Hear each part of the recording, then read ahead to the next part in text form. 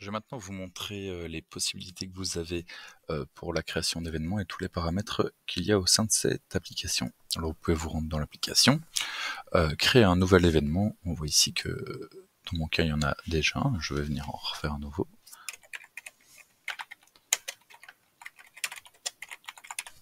Voilà, vous pouvez venir choisir du coup une date avec une heure de début, une heure de fin. Donc je vais mettre ça le 26 de 17h à 21h.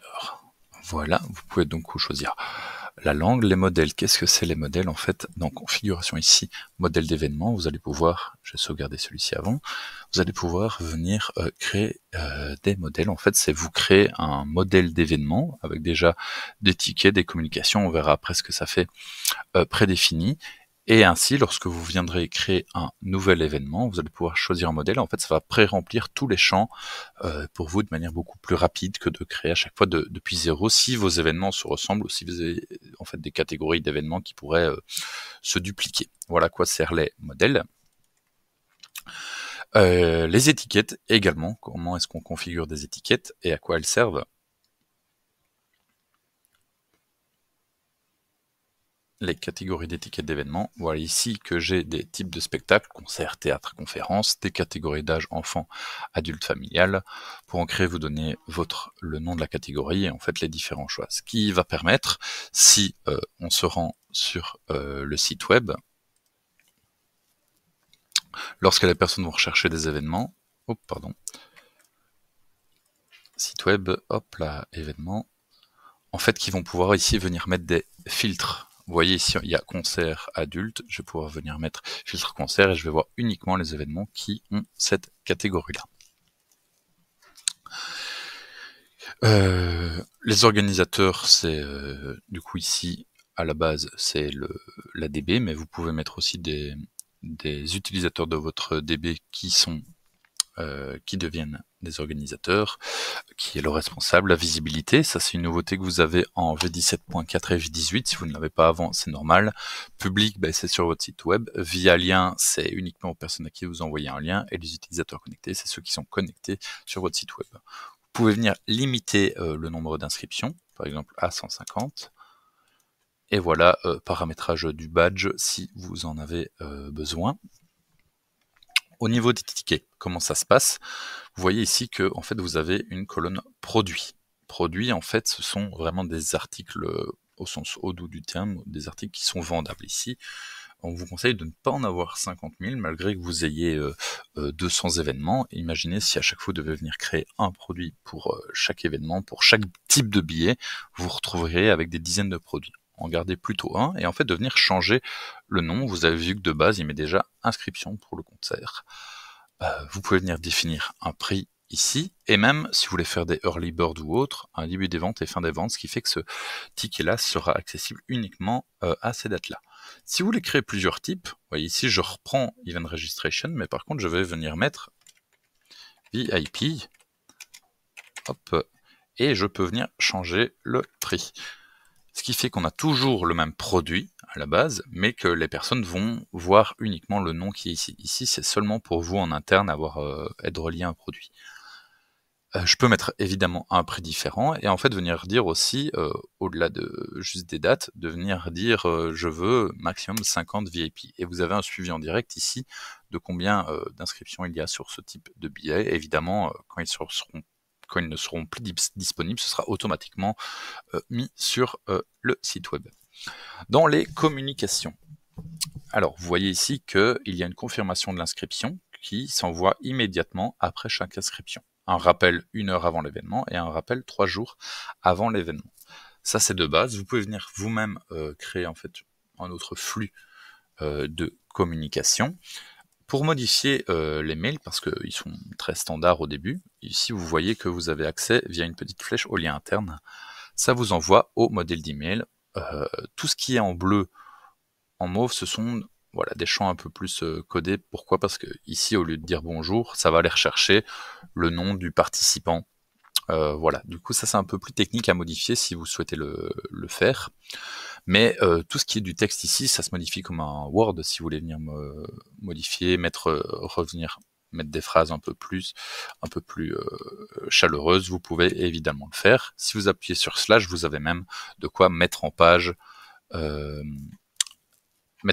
petit peu plus votre mail via des titres, via des signatures. Enfin, voilà de quoi vous amuser. Dans les configurations de l'email, les paramètres, pardon, vous voyez qu'ici il y a suppression automatique. De base, il va être coché. Je vous le déconseille si vous faites une billetterie. Je vous conseille de venir le décocher. Pourquoi? Parce que ça veut dire que s'il est coché, si on lit ce qu'il est mis, ça va supprimer toute trace de cet email. C'est intéressant au début, surtout quand on débute avec Odoo, de voir à quel moment les emails s'envoient, s'ils s'envoient bien, si les personnes l'ont bien reçu. Et en retirant ceci, vous allez pouvoir voir sur vos participants l'échange d'emails qu'il y a eu avec eux. Les questions, on voit ici qu'il y en a 3 de base, nom, email et téléphone.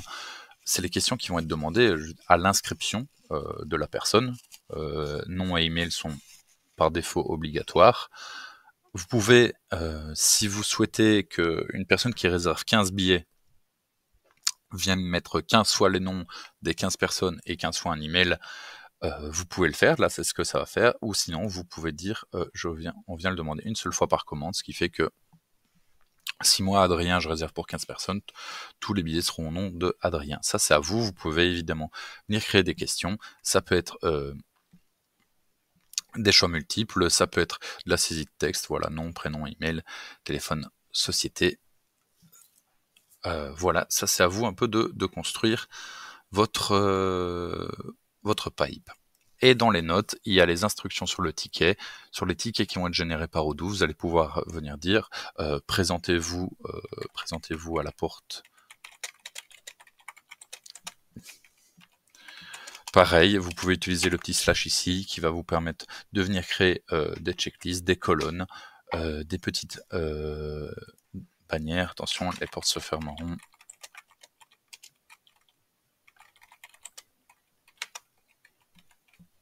Voilà, vous pouvez également vous amuser avec des instructions qui sont mises sur le ticket. Vous voyez ici à droite aussi, pour ceux qui ne connaissent pas Odoo, c'est ce qui s'appelle un chatter. Vous allez pouvoir, avec vos autres utilisateurs sur la DB, vous allez voir dans les vidéos après comment les paramétrer, venir en fait vous taguer. Ce qui fait que ici, je vais taguer ma collègue Louise, Initien.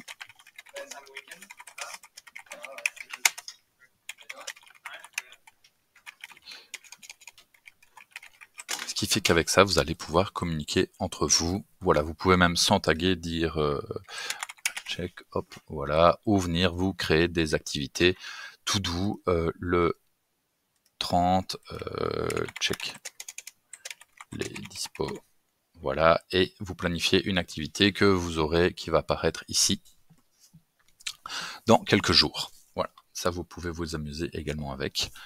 Vous voyez d'ailleurs qui sont les abonnés ici de base qui recevront les modifications s'il y en a. Alors, très bien, j'ai créé du coup mon événement avec 2 types de tickets.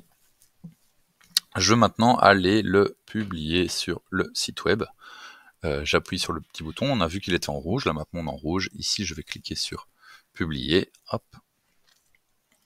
Si on retourne dans mes événements, maintenant, on voit que la map monde ici est en vert et qu'il est publié sur les événements.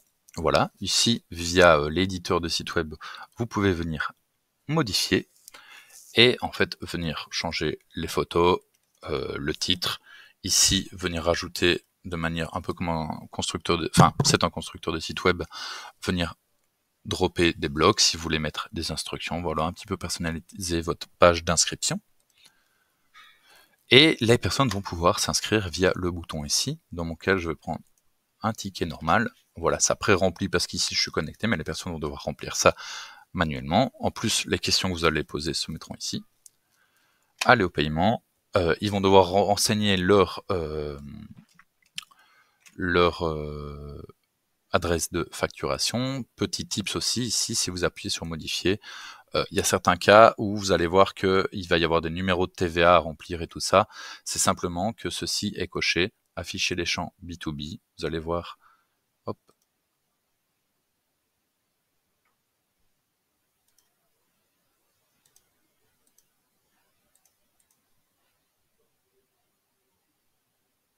En Enfin voilà, si jamais vous voyez les champs TVA, c'est ceci qu'il faudra venir décocher. Dans mon cas, je ne sais pas pourquoi il ne s'affiche pas, mais ça devrait le faire. Enfin voilà, si jamais il y a ça ici avec lequel vous pouvez jouer également. Du coup, j'ai ma commande, je vais pouvoir payer. Ici, j'ai activé le moyen de paiement démo. Dans votre cas, il faudra aller, on ira voir après comment activer Stripe. Voilà, ici, je vais simuler en fait que j'ai réussi mon paiement. Et voilà, votre paiement a été traité avec succès. Si vous vous rendez ici, vous voyez qu'il y a bien un participant. C'est bien moi, avec statut inscrit, la vente a été vendue. Le mail, c'est pour ça que je vous disais de ne pas les supprimer, le mail avec la confirmation et le billet a bien été envoyé aux participants.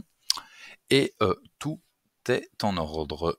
Vous pouvez remonter à chaque fois sur le bon de commande, ça crée bien une vente dans l'application vente. Voilà, si je retourne ici, ça a bien créé une vente de 30 € pour mon client Adrien Drico. Vous pouvez, tout est relié du coup ici, vous retrouvez vos participants. Et voilà un peu les possibilités. Maintenant, nous arrivons le jour de l'événement. Il va y avoir des personnes qui vont devoir checker ça. Vous pouvez aller via le bureau d'inscription. Alors ici, scanner, c'est pour scanner les QR codes ou les codes barres que vous avez sur les tickets. Ou alors, vous pouvez simplement fonctionner via une recherche de nom et venir en fait mettre que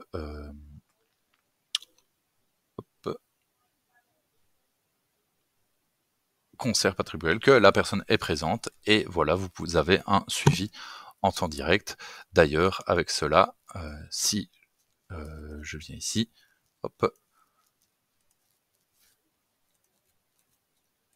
pardon, si je reviens dans mes événements, vous allez voir que par après, vous allez pouvoir faire un suivi de la personne est présente ou pas, et ça évite aussi de scanner plusieurs fois la même personne parce qu'il y a un suivi là-dessus. Voilà un petit peu pour les possibilités que vous avez sur l'application événements, et je vous invite à regarder la prochaine vidéo pour voir un peu ce qu'on peut faire avec les autres applications.